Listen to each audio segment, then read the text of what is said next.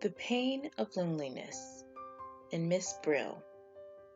Hello everyone, my name is Lauren Maupin, and I will be discussing the 1920 short story Miss Brill, written by Katherine Mansfield.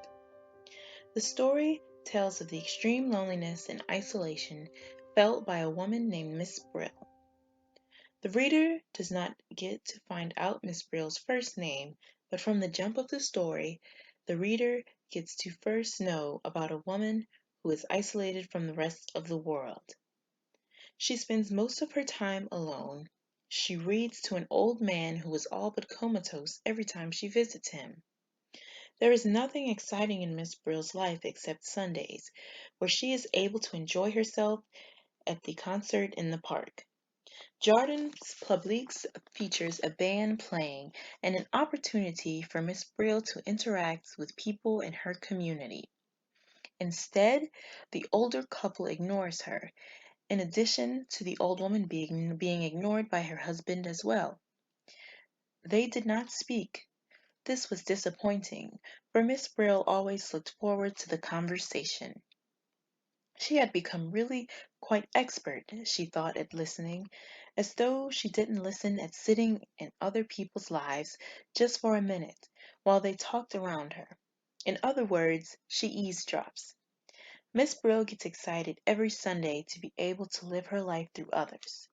While listening, Miss Brill comes across an older couple who identified by what they are wearing.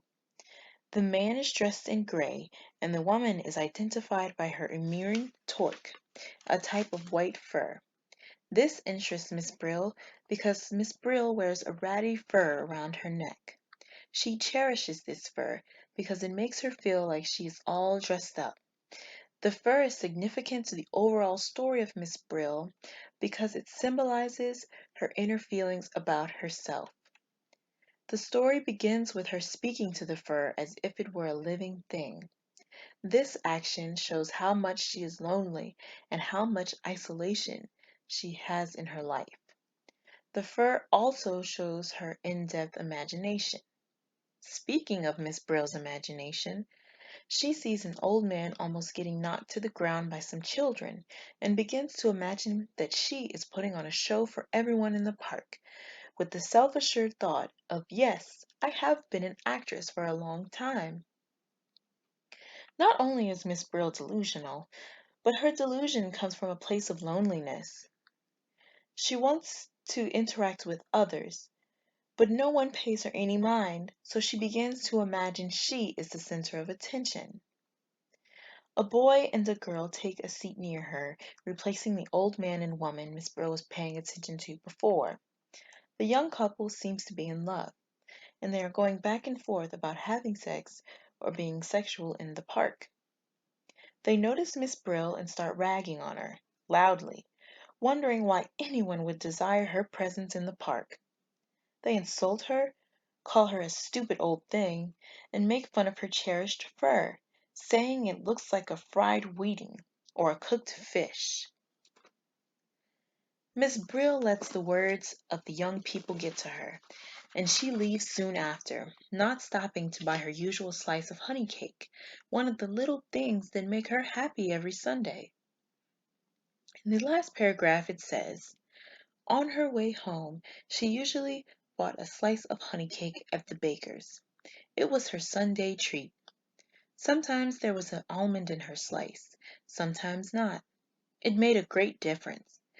If there was an almond, it was like carrying home a tiny present, a surprise, something that very well might have not been there. The significance of this quote is that not only does the honey cake make her miserable life worthwhile, but the addition of an almond really made her feel special. This little thing adds value to Miss Brill's whole life. However, this time she did not enter the bakery, and this is because of how she was treated by the girl and boy. Miss Brill gets home, takes off her fur, and puts it back in its box.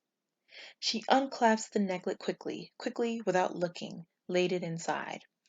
But when she put the lid on, she thought she heard something crying. Not only did she not look at the fur as she was putting it away, but she also started crying. The fact that she's crying shows how her feelings have changed about the fur, while in the beginning of the story, she was conversing with it. In conclusion, the theme of isolation and loneliness is a strong theme in Miss Brill. She only has herself, and she is entertained by watching others.